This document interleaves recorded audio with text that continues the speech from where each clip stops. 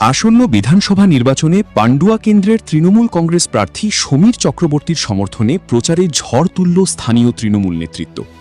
রবিবার পান্ডুয়া অঞ্চল, বৈচিগ্রাম বাটিকা অঞ্চল এবং পাঁচগড়া অঞ্চল তৃণমূল কংগ্রেসের পক্ষ থেকে পৃথক পৃথক পথসভার আয়োজন করা হয়। প্রতিটি সভায় কর্মী সমর্থকদের উপস্থিতি ছিল চোখে পড়ার মতো। এদিনের এই প্রচার কর্মসূচিতে প্রধান বক্তা হিসেবে উপস্থিত ছিলেন হুগলি জেলা তৃণমূল কংগ্রেসের সাধারণ সম্পাদক সঞ্জয় ঘোষ। তিনি রাজ্য সরকারের জনমুখী প্রকল্পগুলোর কথা তুলে ধরে উন্নয়নের স্বার্থে ঘাসফুল চিহ্নে ভোট দেওয়ার আবেদন জানান। এছাড়াও উপস্থিত ছিলেন বিজয়নারায়ণ মহাবিদ্যালয়ের পরিচালন সমিতির সভাপতি সঞ্জীব ব্যানার্জি। এলাকার বিভিন্ন মোড়ে মোড়ে আয়োজিত এই পথসভাগুলোতে বক্তব্য রাখার সময় সঞ্জীব ব্যানার্জি বলেন, মমতা বন্দ্যোপাধ্যায়ের উন্নয়নই আমাদের প্রধান হাতিয়ার। সমীর চক্রবর্তীকে বিপুল ভোটে জয়ী করে আমরা পান্ডুয়া বিধানসভা আসনটি দিদিকে উপহার দেব। সভায় অন্যান্যদের মধ্যে উপস্থিত ছিলেন এলাকার একাধিক উচ্চপদস্থ নেতৃত্ব ও পঞ্চায়েত স্তরের প্রতিনিধিরা। পথসভাগুলোকে কেন্দ্র করে দলীয় কর্মীদের মধ্যে ব্যাপক উৎসাহ ও উদ্দীপনা পরিলক্ষিত হয়। নির্বাচনের আগেই জোরালো প্রচার প্রতিপক্ষ শিবিরকে যথেষ্ট চাপে রাখবে বলে মনে করছে রাজনৈতিক মহল। অমিত কুমার মণ্ডলের রিপোর্ট, আমার বাংলা।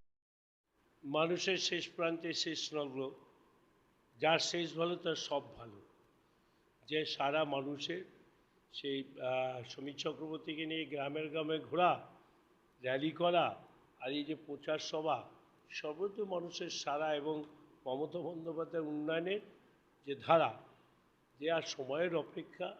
প্রথম দফায় আমরা 130টার মতো সিট পেয়ে গেছি 152-র মধ্যে, আর দ্বিতীয় দফা আছে 29 তারিখে। আজকে তার শেষ করতে হচ্ছে 8টা-9টা পর্যন্ত, কালকে তো 5-6টার পরে শেষ হয়ে যাবে প্রচার সভা, এবং 29 তারিখে ভোট। সময়ের অপেক্ষা 4 দিন, মানে 4 তারিখ। 4 তারিখে যখনই বাক্স খুলবে, জোড়া ফুল ফুল ফুল ফুল, আর এরা সব রসগোল্লা দেখবে, সর্ষে ফুল দেখবে, ইভিএম মেশিন খুলবে, ফুল দেখবে, সিপিএম আর বিজেপি দেখবে সর্ষে ফুল। সমীর চক্রবর্তী প্রায় 50,000 ভোটে জিতবে পান্ডুয়া বিধানসভা থেকে। সঞ্জয় ঘোষ, হুগলি শ্যামপুর সাংগঠনিক জেলার সাধারণ সম্পাদক।